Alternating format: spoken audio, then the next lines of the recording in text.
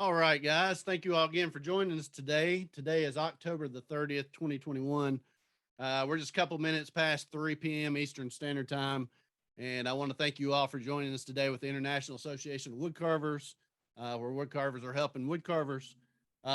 Today, we have a special guest with us coming to us from Kansas City, Missouri. We got Mr. Jarrod Wood coming on with us. He'll be on with us in just one second. He's going to be doing a live demonstration carving pumpkins. So keep in mind that Jarrod's open for questions. He's going to be doing a lot of carving, a lot of talking while we're watching. But ask any questions that you may have of Jarrod about his technique or his approach, painting techniques and things like that. He's open for that.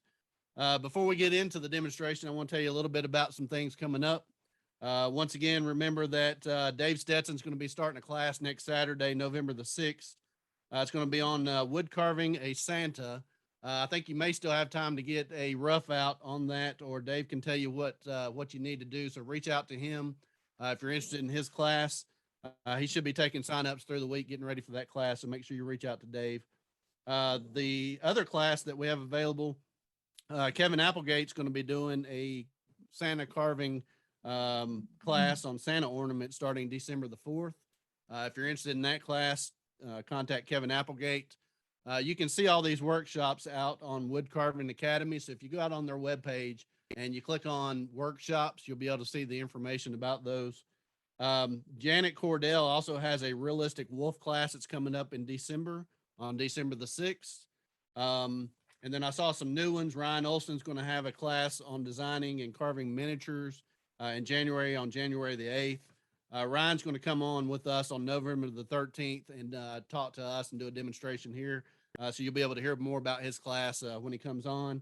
And then again, Dave Stetson's going to be doing another class that we talked about before the meeting started, starting in January. And he'll take signups after his Santa class starts next weekend. So if you're interested in that next class, again, check it out on Woodcarving Academy, and you'll be able to reach out to Dave as far as signing up for that.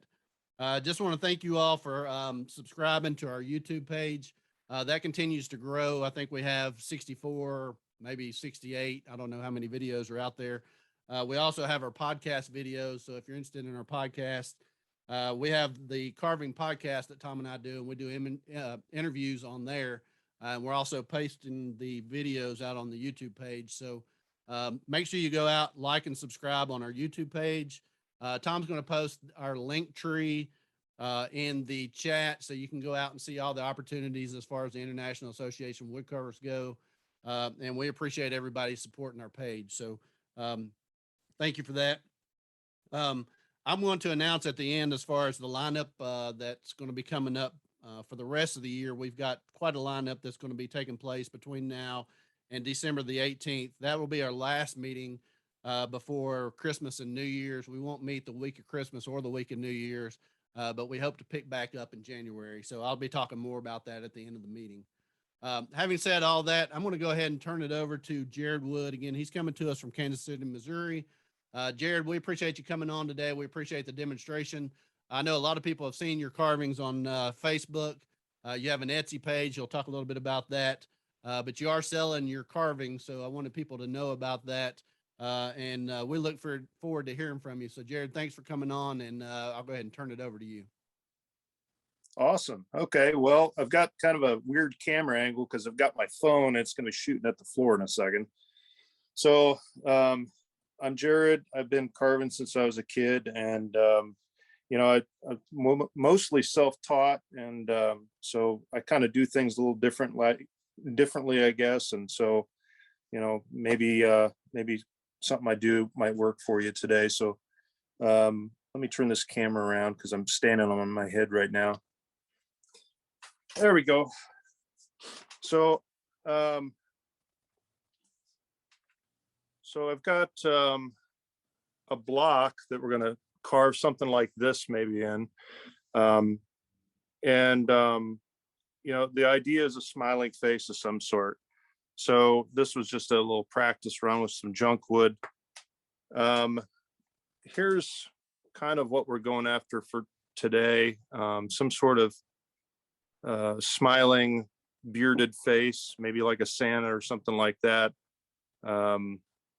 you know, that you can do on really any of your ornaments or different pieces. Here's one I finished today. The same kind of face. I kind of like these smiling faces. They're kind of cute. Here's some other different types of designs you can do on these pumpkins. So basically you just got a block and you put a face on it and then you make it into a pumpkin. Just something to do. Anyway, enough of that. We'll get to it. So I've got a block here. This is probably, I don't know, maybe 4x4x5, something like that. This is really scalable, so you can do any size you want. I took the corners off and I kind of started making it look a little bit more round. And then I've got one corner left here. So this is where we want to put the nose right in here. So I'll just get started here and start hacking away.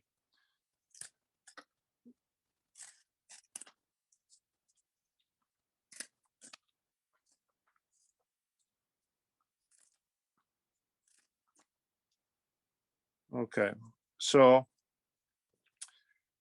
I want the top and the bottom a little bit narrower than the middle. So once I get that, I'll start rounding the top off and rounding the bottom off just a little bit here.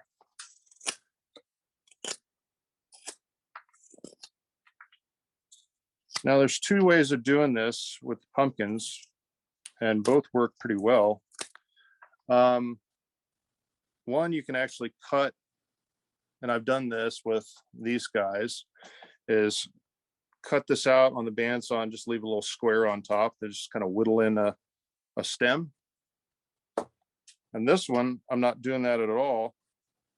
And what you'll do is you'll take and drill a pilot hole in the top and take an actual stick, like a twig or something, and jam it down in there with some hot glue or something and make an actual, you know, twig stem instead.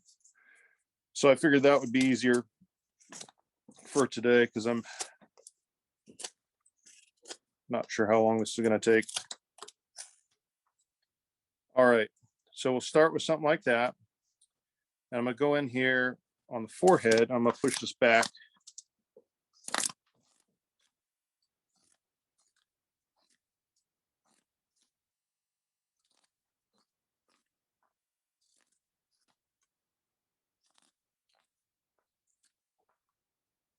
So I have something like that. So I'm pushing this back because we're going to put our eyes in right here. Right there somewhere. Take a little bit of the nose off, and then I'm going to start putting these eye lines in. It's just the way I do it. I don't know if it's right or not, but seems to work okay.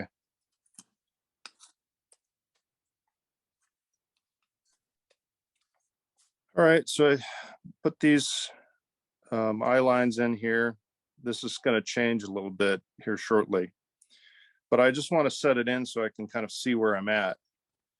Okay, so the bottom of the nose is going to go about here, and then most of this down here is going to be beard and mustache. So I want to go in here and notch this out down below the nose. Not too deep, but deep enough to where I can start to see a profile. And we're actually going to take most of this off here. At least take a little bit off of it to begin with. So now we're starting to have a profile. So now I'm going to go in here and I'm going to cut little angles at the base of the nose. This is pretty standard stuff, I think. I think most people do this. Just like that. And then I'm going to go in here and just take this nose and sweep it just a little bit to make it curve just a little bit up. All right, now I'm going to switch to a little smaller knife. So now I'm going to take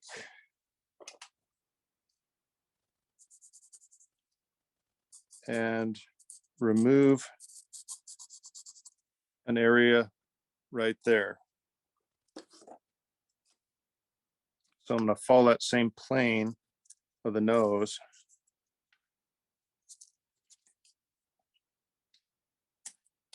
And I'm going to remove a chip right there.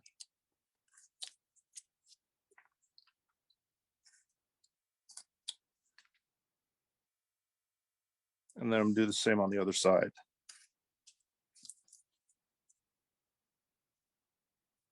Pretty standard stuff, I think.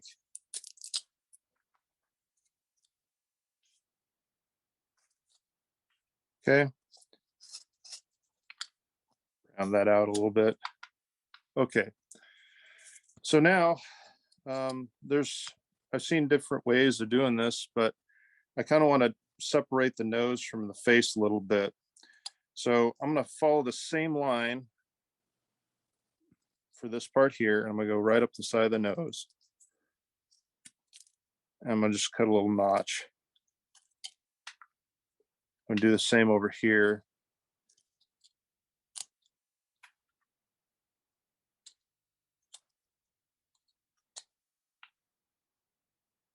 So now I have something like that. So I'm going to sweep that out just a little bit. Okay, so his nose is just a little bit wonky, so let's correct that. So now I'm going to go in here again. I'm going to take a second chip out right in the corner.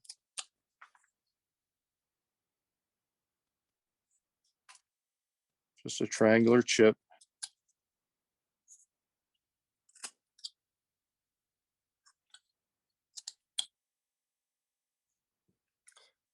And now you can see that it's just a little bit more separated out from the cheek right there. It's pretty dirty though. All right, so now I'm going to just adjust this nose just a little bit here.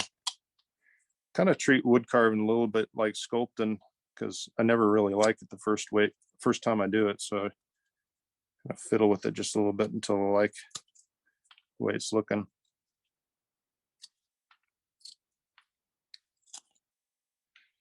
All right, that's close enough.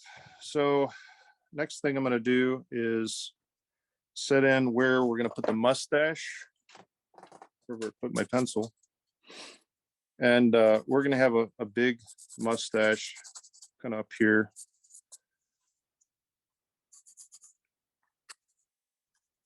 Maybe something like this.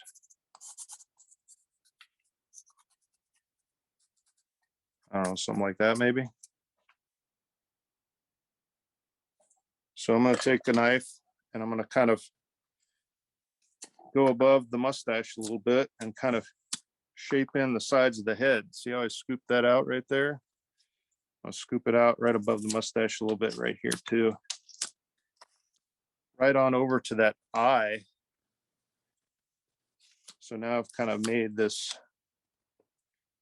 indentation where the cheekbone starts to come out a little bit. And now I can get my knife in there and actually just notch that to mark it.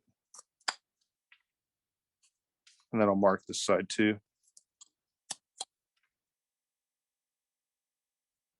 All right, so now I can go in here and start pulling this mustache out. There's two ways of doing it. You can take a V tool and go in here and mark it out, which works fine, I guess. A lot of times I use a knife, but the V tool is nice because once you mark it out, you can kind of go back and rock the V tool on its side now and actually make the cutter a little bit different level. So now it starts separating the levels and makes the area that's underneath the mustache a little bit lower.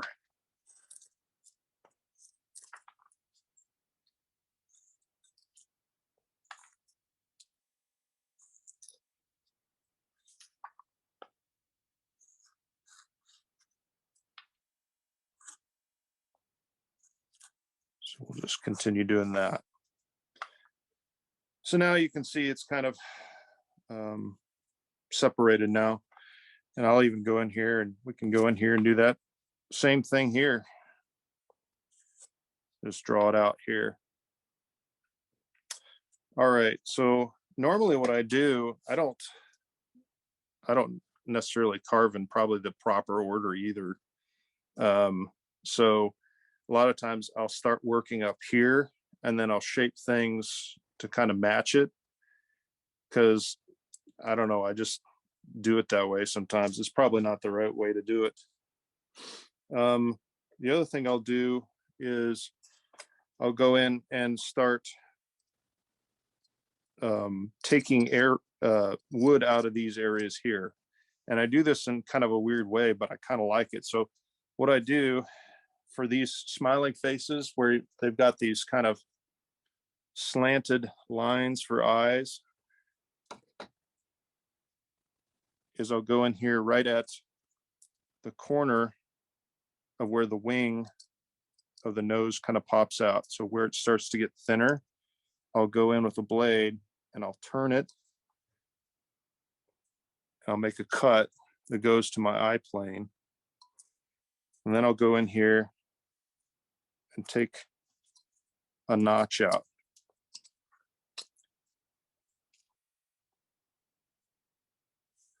So I'll do the same thing on the other side. I would say that it's one of those things that this is one of those cuts that can be a little persnickety. And, you know, you might do it wrong a few million times before you get it just the way you want it. So what that did now is that created this deep nose. And so now I can go in here and kind of curve this nose up just a little bit more and adjust the shape of it however I want.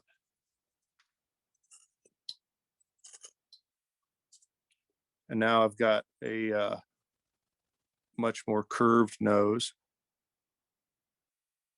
And you can go in with like this little veiner. It's probably maybe like an 1/8 inch veiner. You can go in here with your veiner too if you want. And you know, you can put little notches where you kind of see the wing of the nose go. And kind of thin it down from there as well, just to create a little bit more shape to the nose. But that's kind of more if you're wanting a little bit more detail. The idea here wasn't to make it super complicated. I just wanted to show you some of the basic things that I'm doing that get this look, because I've started to see that people are trying to do the squinted eyes, and I don't know if this will help or not, but this is the way I do them and it works okay. So here we have the nose, and we're just going to kind of curve this a little bit so it's pointing a little bit more up. And it's a little cuter that way. All right, so now we've got to clean this mustache up a little bit. Maybe a notch in the corner here.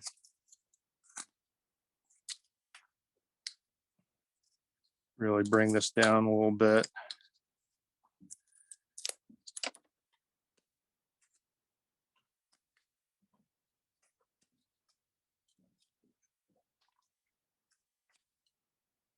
Something like that. And go in here and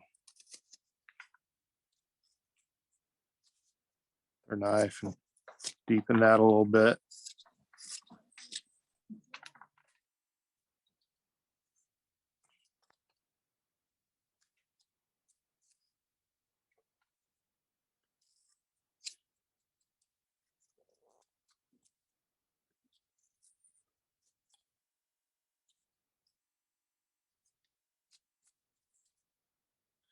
Something like that.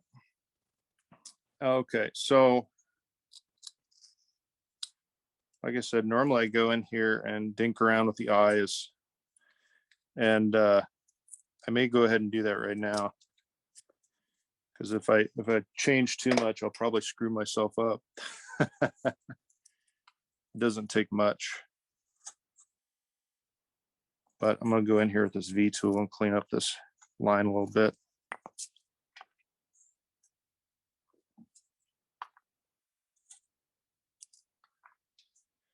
All right, so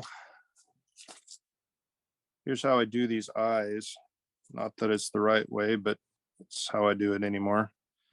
I usually like to clean it up just a little bit with the V tool along that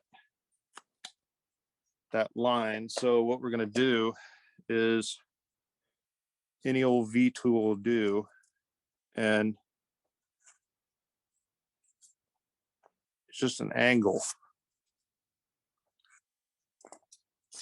along there. So you can kind of see that little angle that we're wanting. Or maybe you don't. But if you're wanting to do these squinty eyes like this and you want them to turn out like this, I guess that's probably the way I do it. So I go in here and cut a pretty deep notch.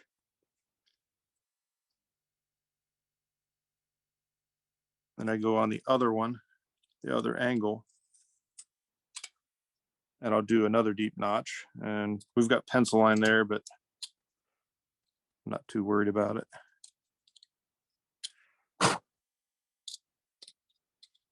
Let me get this chunk of goop out here. Stick my knife in there and mush it out. All right, and then another one over here.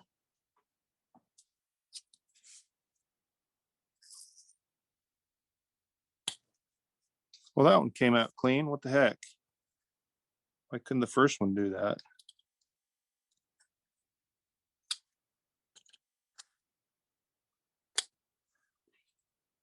All right, so now we have some notches in there with some pencil lines, but that's okay. I normally don't put pencil lines in there, but I wanted you to be able to see it. All right.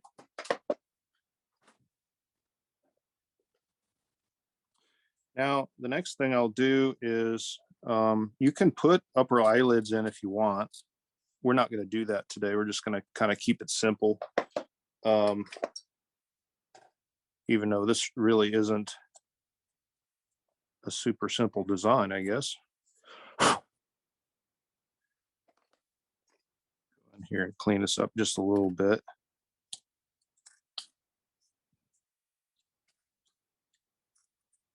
There we go.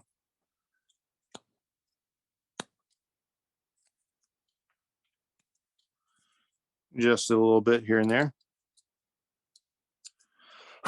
All right, so now the next thing I'm going to do is start taking cheek down. So the cheek is sticking way out. You can see the cheek's way out here, and it needs to be a little further back. Now you can kind of see the sides of the eyes from the side profile, which is good. It means we've angled this plane of the face back okay. But now we're going to take a corner out. So I'm going to follow the plane of the eye. So you can see the eyes going down here.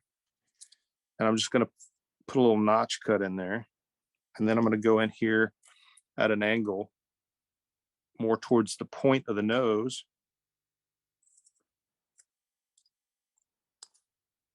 And I'm just going to take a little corner out and try not to mess it up on camera. So there that is. I'm going to go on the other side and do the same thing. And the tricky part is getting the angles correctly on both sides. But if you aim your knife towards the point of the nose, you're going to have consistent angles on either side. So something like that. And now I'm just going to go in here and just leave a little sliver of wood.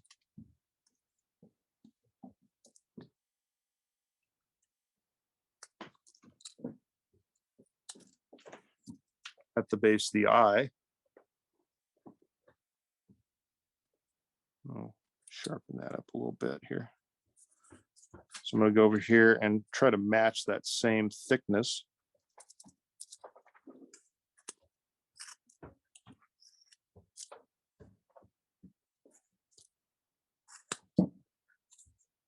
And now we can start bringing that cheek in a little bit.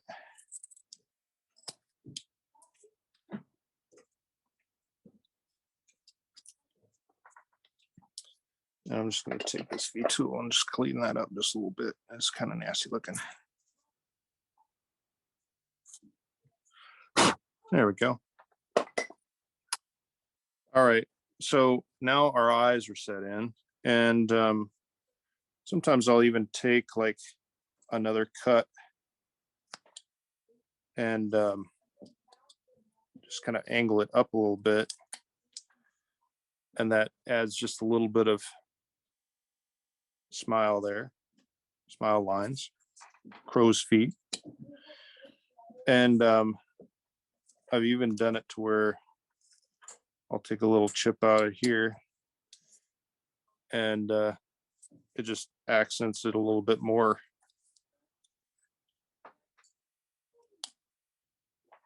See that? So you can do that. Clean that plane up just a little bit here. All right, so eyebrows. Might just go in here and just notch them in.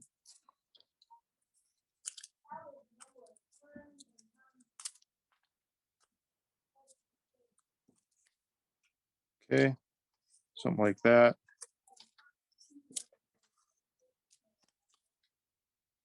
Okay, we'll take some forehead off. So that way we're pushing the forehead back so he doesn't have a Cro-Magnon forehead. We'll do that.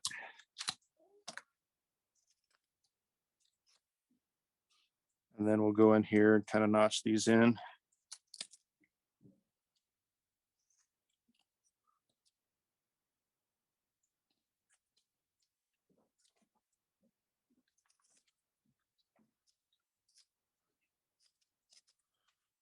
Something like that. I suppose you could use a V tool or something like that. Hey, Jarrod, can you move a little bit to your left just to get in center? Yep, sorry about that. Thank you, sir. So I suppose you could use a V tool, but I think a V tool is a little bit harsh of a line for an eyebrow. So maybe I'll just take this veiner. All right, so there's some eyebrows. You can add texture if you want to, which we won't today. Maybe we can just add a couple little bits of texture, maybe just a little bit. Have a little bit of texture, right? So the way I'm doing this, I'm just doing some gentle notches here with the knife. Kind of pointed at the point of the nose, something like that. So there's that. And I'll show you kind of the way I do the wrinkles in the forehead sometimes. So I'll take this forehead and I'll bite down and I'll take a little section off. And I'll do it over here, here. So now we've got one line, and then maybe I'll take another one. And you've got just a few little lines on the forehead, maybe to indicate something like some sort of smile line or wisdom.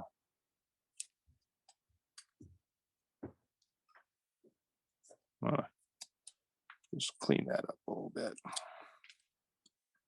Sometimes I do this right here, and I'll just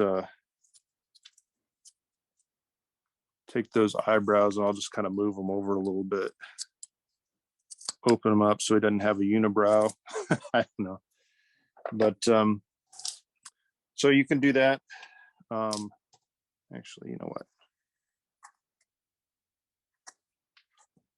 We're just going to add a little bit of texture in here with this veiner.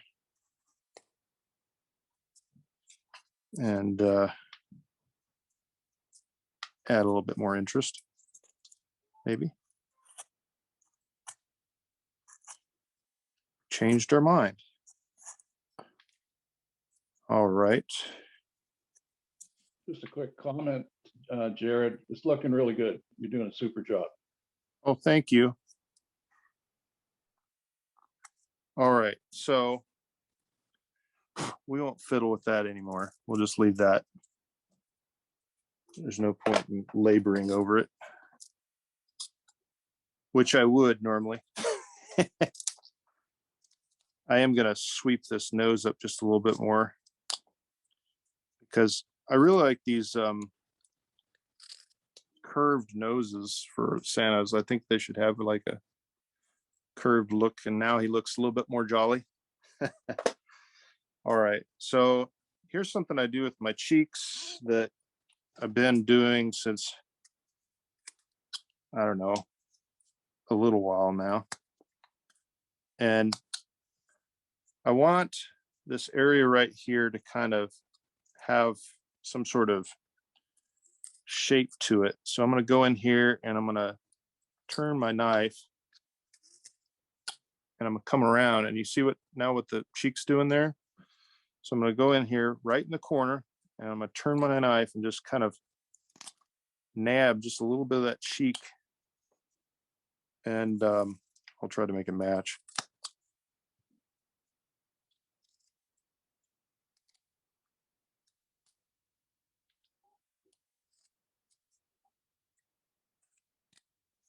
Pull that back just a little bit. All right, so now he's got a cute little button nose. All right. So now he's just got a little bit of this, I don't know what you'd call it, but this look to it I like right there. And I can do it again here, right here. But right now this mustache is pretty flat. So what I've been doing here recently that I've been kind of having some fun with, so I'll take like a gouge of some sort, and I'll go in right over here where I'd kind of expect this to start turning in somehow. And I'll take a knife and relieve that out so you can kind of see that. So I'll take a little chip out and see what it did there. A little chip here, go underneath here, and out she comes. And see how it just added a little bit more curl to the mustache. It just, I don't know, it seems more interesting to me. Except his mustache is a little wider on this side. Would say don't worry about it too much, because if you if you fret about the mustache being uneven too much, you'll end up cutting most of the mustache off, because you'll be like taking a little bit on this side and a little bit on that side, and eventually it'll just be gone. So I would say go easy there. So you can even go in here and take a little bit of a deeper chip out really far underneath there.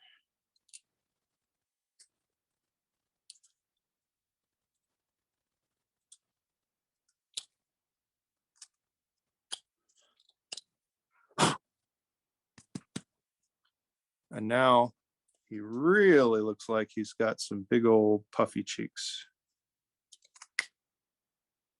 All right, so you can fiddle fart with that as much as you want to, but you can do nostrils in there if you want to. I guess we can. Or maybe an indication of a nostril. Why don't we do an indication of one? We'll not get too crazy. So I'm just kind of going in there with a little gouge. I'm not sure what size this is. It's an El Cheapo, but it works. And just get in there like that.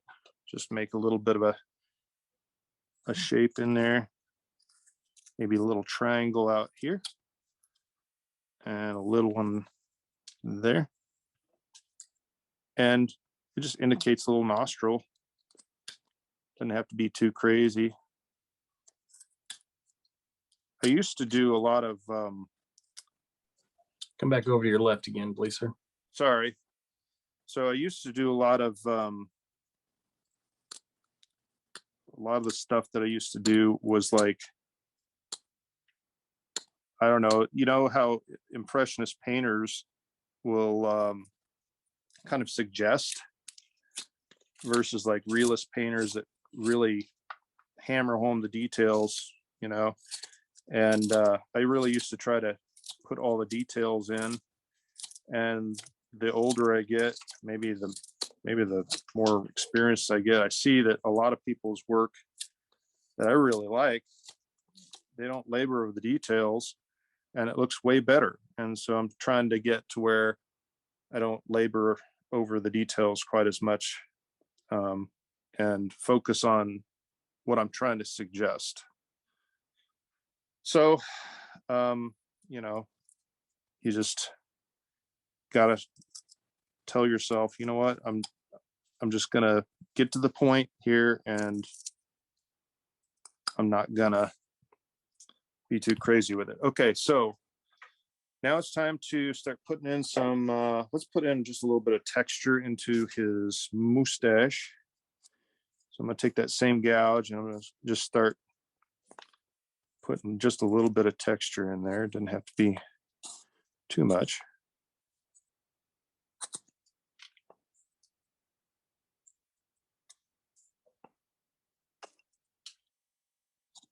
Just maybe just to suggest.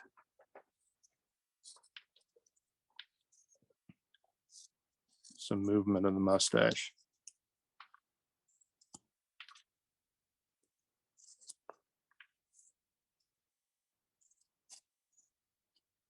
You know, I'm glad you keep reminding me to center over my koala, because nobody wants to look at that thing anyways. All righty, so there's just a little bit of texture there, and you know, maybe we can just knock off some corners or something here. Just a little bit of this and that on the bottom.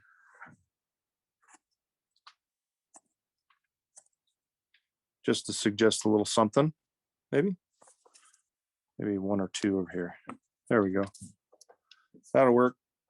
Okay, now we're gonna get to the beard. So I just was kind of drawing a line basically with these pumpkins just to make it simple, because there had to be a part where it stopped being beard and started being pumpkin. So I just was drawing a line kind of from the tip of the mustache down and coming around. So this is just, I kind of had to make a decision here. I'm going to take this huge V tool that I've been using. I've only been using 3 gouges and a knife. And this is one of those, I think, that you could probably do with 2 or 3 gouges and a knife and be just fine. Probably do it with 2. Actually, you could do it with 1 and a knife, or just a knife, to be honest, but it does make your job a little easier. So I took the edge of the V tool and I just kind of rocked it down onto the pumpkin part itself. And now it's shaving down to where you see a step. So the beard is sticking out further, than the pumpkin is. And I'll just go in here with my knife and kind of shave that down just a little bit more. Take that off. Maybe deepen that line again, because that was looking pretty sweet. I don't know why I took it out. There we go. Oh yeah, that's better. All right, so now the beard is just going to touch the tabletop, and this pumpkin has to be rounded more. So I'm going to go over here and be greedy with this notch, and hopefully I won't chip it out. There we go. And then I'll go over here, and this is the bottom of the beard where the pumpkin meets it. Make you nervous, anybody? All right, so now, normally I don't do that. I do a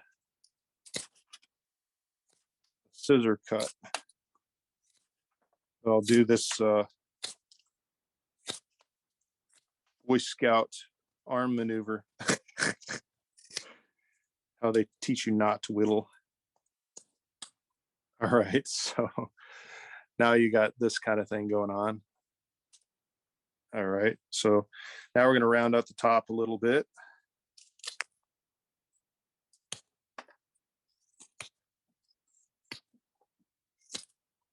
Gotta love these Helvies, man. They really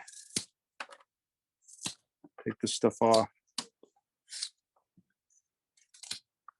So I'll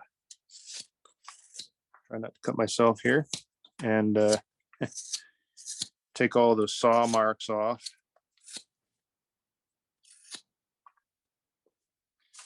And I might even just thin this down just a little bit,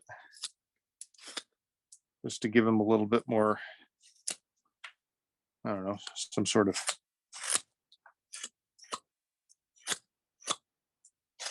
cool factor. I don't know, but kind of rounding him out a little bit. So the shape of his head is a little bit more narrow at the top and whatnot at the bottom. So now he's got a nice big beard. We'll start shaping this beard a little bit. So you can hear that was against the grain, and it actually popped off, but I do that sometimes. I don't know if you guys do, but I do that sometimes because it takes big chunks of wood off. I don't know if that's a good idea or not, but it seems to work okay. All right, so now we got a little bit more round beard. And I'm even going to get up in here and just take a little corner out right underneath the mustache, where it kind of turns a little bit, because see how much more shadow that created there? I like the shadow look. I think it looks pretty cool. So we're going to do that. And we're going to get our gouge. I'm going to start with a big gouge. This is an El Cheapo, but hey, it works. So it's an El Goodo. It's my best Spanish. Hey, Jarrod, just a small question, if I may. Yeah. Maybe you can explain it along the way, but when you're carving the mustache on the beard, when are Yeah. you using the gouge and when do you use the beetle? You know, I just kind of feel it out, to be honest with you. You can use like this is a veiner, right? And so it's just a round like U shape. And I might use that for the whole thing. you know, I could go up in here and create some more sweeps and some more movement in the beard or in the mustache. But I just kind of feel it out when I feel like I want a real harsh line that has some more definition to it. I might pick a V tool. If I want a softer line or something, I might go with a veiner. So that's how I make my decision on that. There's probably a better answer out there, to be honest with you, but that's Okay, great. what I'm thinking about when I do it. So there's all sorts of things you can do to this to add more detail. You could go in and notch out little bits in the eyebrows and things like that. But we're going to keep it a little bit more simple here because we're kind of getting stuck on the weeds, right? So we got our mustache going. Let's get back to our beard. Did that answer your question okay? Was that kind of what you're looking for? Yeah, thank you very much. Okay, you're welcome. Thank you. It looked great. All the figure of the mustache. Oh, thank you. Appreciate it. So I'm just going to take this gouge in here. So this is a bigger gouge. And then I'm going to go to a smaller gouge. So more of a U shape. And I'm going to start adding a little bit of movement here. And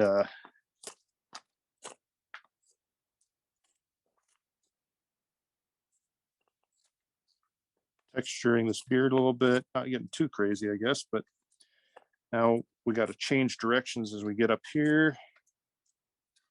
Actually, right here, still going downhill.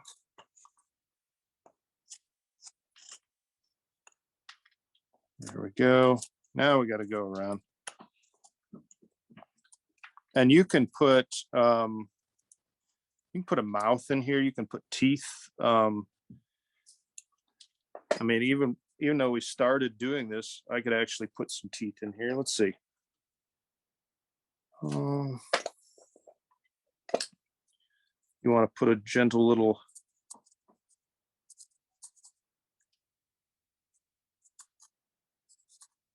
something like that, maybe. So might outline this with a V tool at first. There we go. So he's got some teeth now. So I'll take the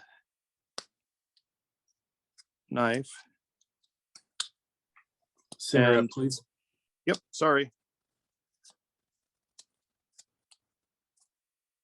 And I'll take the knife and kind of cut up to it. And then notch it in the corner.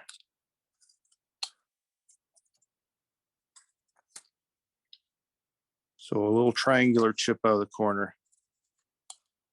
Just gonna make it appear to be a little bit more round. And then I'll take, I'll draw this in first. Hang on just a second, guys. Now I can draw in a lower lip. Like that. And I'm gonna take a kind of like a U-shaped gouge of some sort.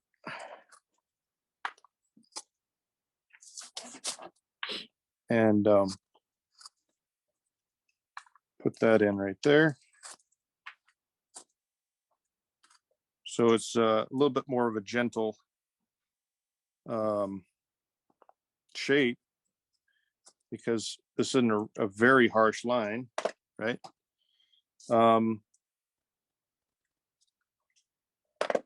Take this veiner right here though.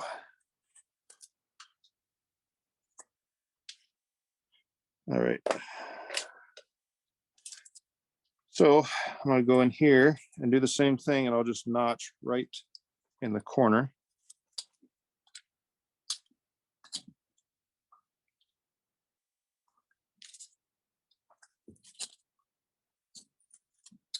And that just takes that out a little bit. And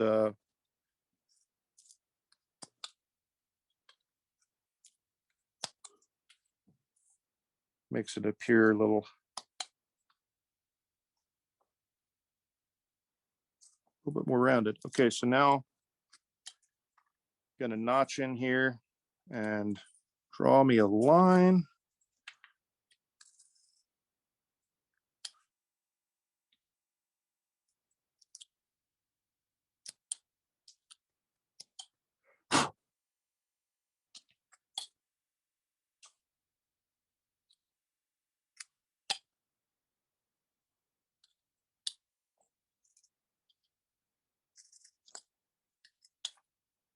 There we go.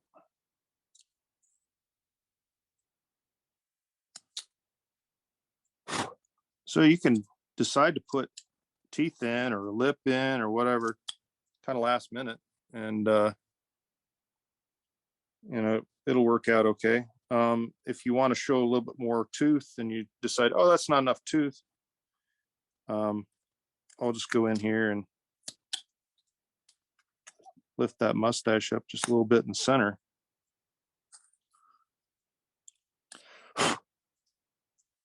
You know, and then I make my teeth a little bit taller.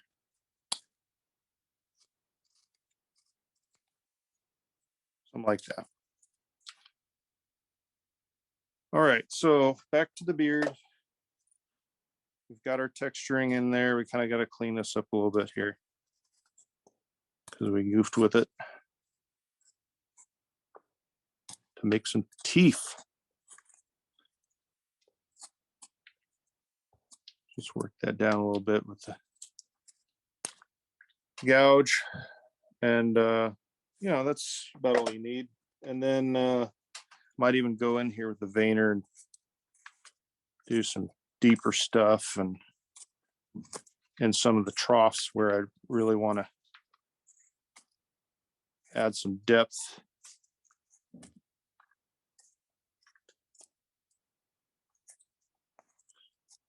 And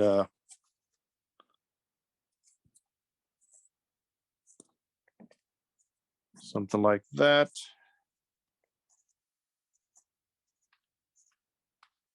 There you go, just a little texture. We'll get the V tool and really turn the screws to it here. Down here.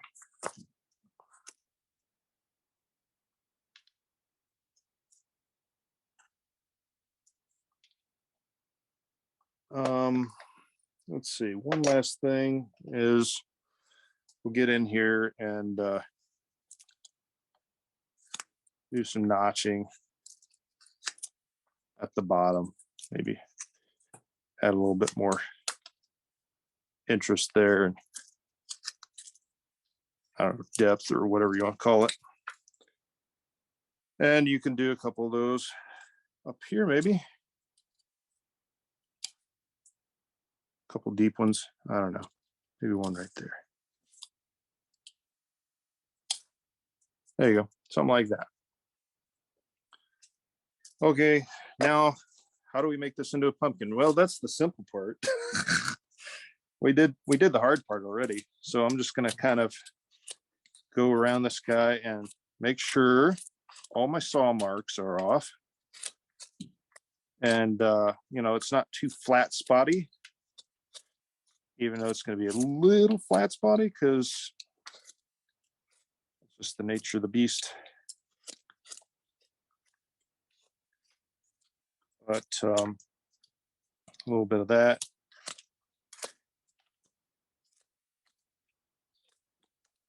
Add some nice facets in there. A little bit more sweep there, maybe. And right there. All right. You can add some cuts like this. So what I'm doing is I'm pushing down and rolling through. See what that did to the top edge now? You can do that down here if you want.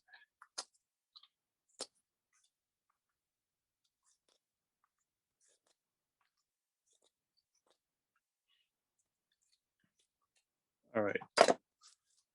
So now he's kind of a pumpkin, but how can we really tell he's a pumpkin? Well, you can use a veiner if you want, and just kind of in those spots, you know, just do a little bit of veining, if you will. Draw a line down,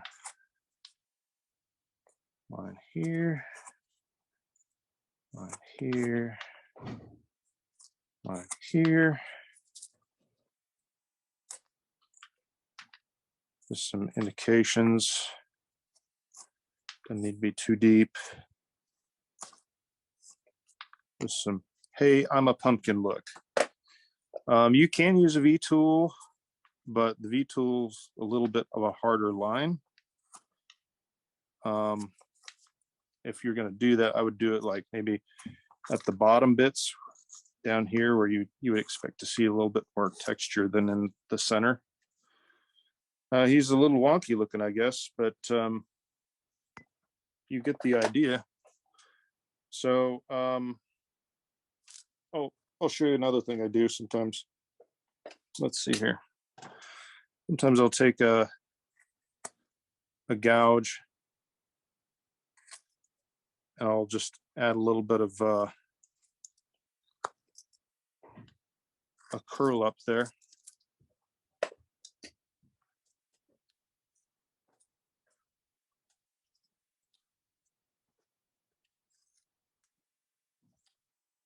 Yeah.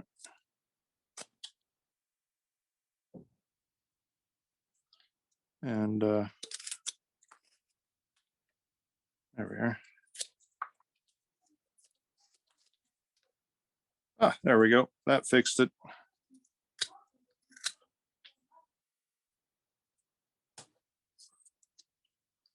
There we go. Just a little slice right there. There we go.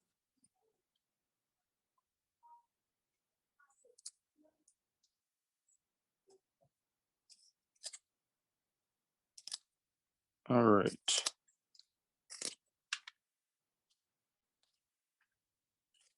There we go.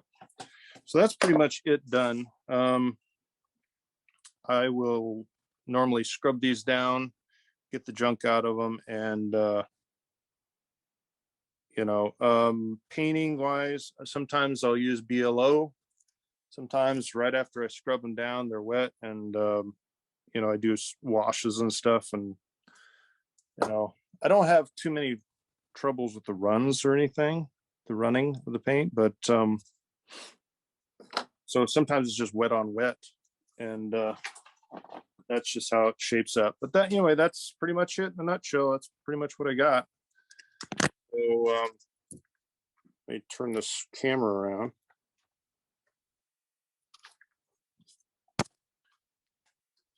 So I don't know if anybody had any questions. I can try my best to answer. Hey, Jarrod, talk a little bit about the big knife that you were using there in the beginning to rough out with. What knife was that? So that is a Sloyd knife. That's I use these big knives.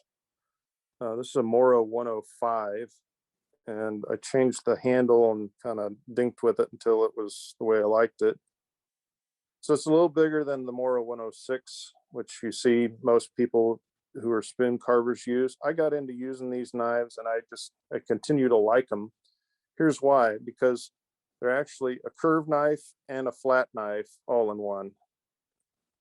So if you use the front point, it's curved, but this area back here is flat. So there's no curve to it. And if you want a nice flat plane, you can use the back part of the knife. If you want something curved, you can use the point.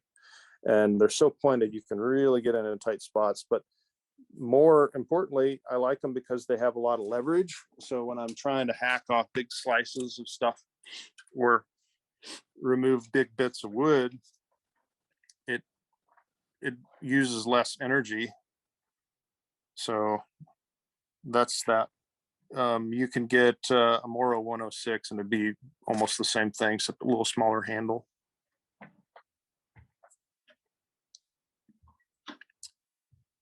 So anywho, that's all I got. Hey, talk a little bit more too about your finishing. I know before the meeting started, we were talking about what you put on there after you paint. So talk a little bit about that if you would. Okay, sure. Well, like I said, sometimes I use BLO before the paint. Sometimes I don't. I find that I don't more often than I do. I don't know. It just doesn't bother me to not use it. I don't have any bleeding problems really. But what I use in the end is I like this stuff a lot. This is Rust-Oleum matte clear. And I've used other stuff too. I mean, any matte clear will work, but the Rust-Oleum seems to work pretty good. You know, you get a little bit of sheen. That's not really working very well. You get a little bit of sheen to it, I guess. So you can see the facets, but it's not like in your face. So that's what I use to finish it. I'll use, I don't know, 4 or 5 coats, depending on how it looks. I want it to look that certain way in the end. Here's my house gnome. This is my little house gnome that sits on my mantle. He's grumpy, but he ain't having nobody's crap. I'll tell you that. But so you can see the facets. I just keep on spraying it until it looks like I want it to. That's all. Jarrod, are you just basically using basswood, or do you vary it? What you use? I mostly carve basswood. Sometimes I'll carve pine. I've carved tupelo before.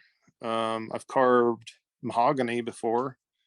I don't like the way either of those tend to split a lot. You know, they're not as predictable sometimes as basswood for me, but you know, I do like carving other stuff. I've carved in ash before, green ash. I carved a big, it was end grain carving, but it was wet. So I carved like somebody's name in it, you know, for a yard sign. What's the other one? Well, I'll show you this. I carve spoons. So I've got a lot of stuff here. You know, there's a piece of black cherry, you know, all sorts of green wood. So I do carve spoons and stuff, and make broom handles. And I'll put faces sometimes in my broom handles. And that is, you know, usually some sort of hardwood, but it's green, so it's a lot different. So, what else? Nothing that I can really think of. You know, the only thing I would say is like the way I came upon how I like to do these faces a lot of times, because I like a big grinning face. I mean, I do other stuff too. You saw some of those cartoons, and you saw Mr. Grumpy Pants, and this is, you know, a flat plane. I do busts and things like that with full eyes and all that jazz. But I just kind of like doing them like this for the most part, because they're just super happy, and you know, they want to spread it to everybody. So the way I came upon it, fiddle farting around, getting chunks of wood and just throwing faces in it. And I wouldn't call it doodling, because like doodling is, you just, you know, I don't know, you don't have a purpose, right? What I was doing early on, and I still do sometimes, is I was trying to find a process, you know, like a way of doing it that worked. And you know, eventually I got that look, I was like, ooh, that, let's do that. And so I did it again, and then you know, it came up with that, because I don't know. I mean, I wouldn't recommend, if you're going to do a face with eyes, that are open, I wouldn't recommend that you do that type of nose and sink that nose in like that. Because in reality, the nose actually is a more gentle, gradual sweep, right? And so to have a sharp line like that is really not right. But it works for this face because it really creates that angle of the eyes and the cheek, and the way the light bounces off those facets underneath the eye. It really gives them a sparkly little grin. So that's, I would say, just fiddle fart around until you, and try for the look you're wanting, using different ways of getting there. And then eventually you'll find a smoother way of getting there with less cuts. And every time I do one of these, I use less cuts than I did before, because you know how it is. 9 million cuts, and a year later you realize that it could take 4 cuts and you could achieve the same purpose. I'm just not as experienced or as far along as some other people who are really able to just grab it straight away. So I still have to keep on just, figuring it out as I go. So that's what I'd say. Just experiment, be willing. Ryan Olson's always says, experiment and be willing to try new things. And I think that's a good piece of advice, because you'll find something that you like, and then you'll kind of be able to repeat it. And then next thing you know, it's kind of your own thing. So that's all I got. Appreciate that commentary there. Thank you. Sure. Hey, Jarrod, tell us a little bit about your Etsy page, if you would. Sure. Well, so I started an Etsy page, I don't know, a couple months ago. It's kind of crawling along, but I've got several carvings up there, and I'm posting more and getting my stock back up. But you can find it's J Wood Handmade on Etsy.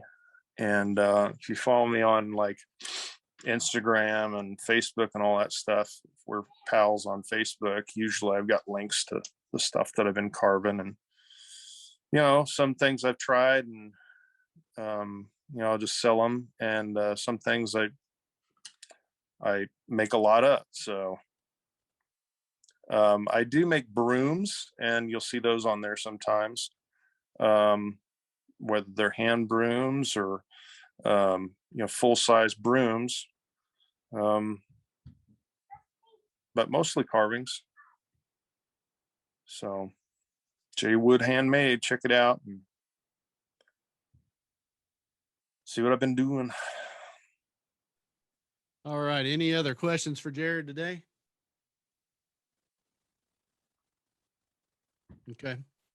Well, Jarrod, I appreciate you taking time out to join us today and to do that demonstration. That's fantastic. A lot of detail there that you got in a short amount of time. So appreciate you taking the time out to show us all that. And Jarrod's been a big supporter of ours. Make sure you go out and check out his Etsy page.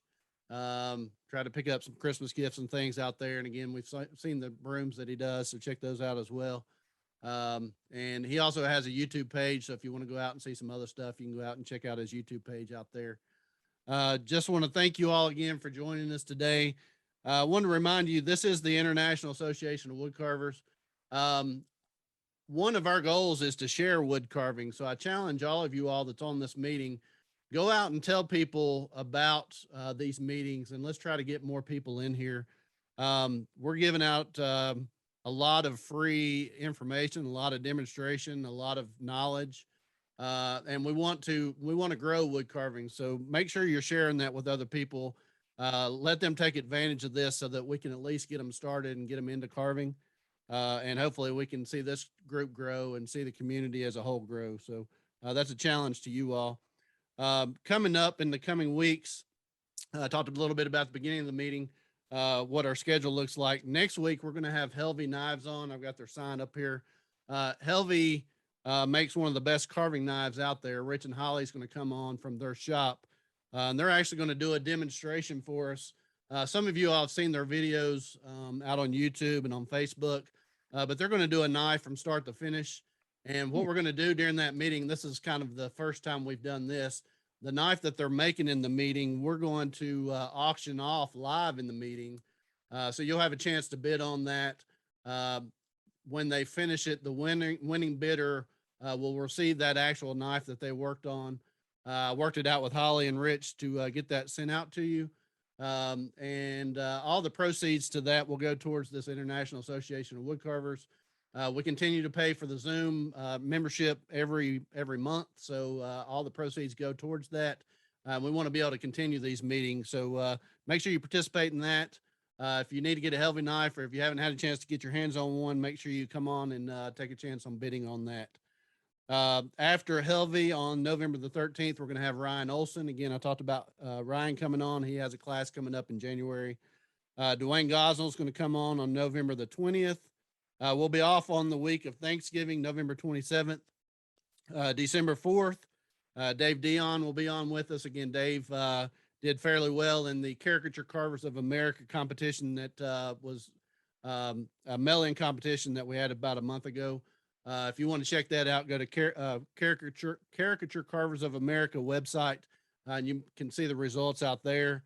On December the 11th, Dale Green, who's on the meeting with us today, will be coming on and talking with us. He's also a CCA member. And then on December the 18th, Eric Owens will be back with us. He met with us last year, and he's going to come back on. He teaches classes and things as well. So look forward to having Eric again. And then again, like I said, we'll be off on Christmas and New Year's and try to fire it back up in January. So have a pretty good schedule coming up. We appreciate you all joining us. Again, make sure you go out and subscribe on YouTube. Check out all the past videos that are out there. Again, there's a lot of good information regarding carving. And if you want to contribute to this group, Thom put the link tree in the chat there. You can go out and donate to the Buy Me a Coffee Fund so that you can help us further this group and continue the meetings into 2022. So thank you all again for coming on. Jarrod, thanks for your presentation. We'll see you all next week with Helvey Knives, same time, 3 p.m. Eastern Standard Time. Thank you all. Thanks.